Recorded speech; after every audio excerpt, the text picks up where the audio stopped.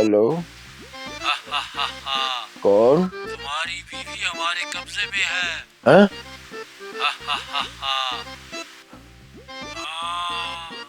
तुम्हें यकीन नहीं आ रहा क्या?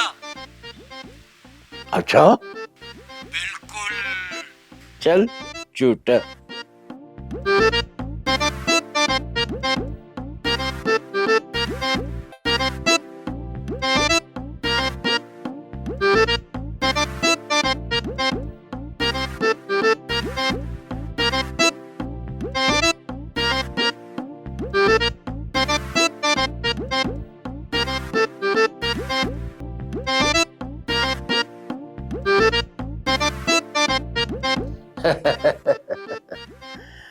अबे चल झूठे।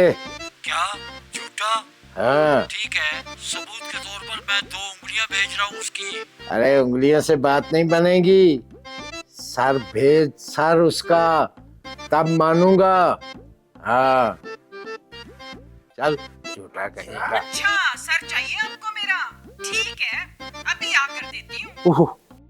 ये मेरा भाई यानी तुम्हारा साला था उह, जो मजाक करने के लिए कॉल कर रहा था। ओए मेरे मालिक, ये क्या हो गया?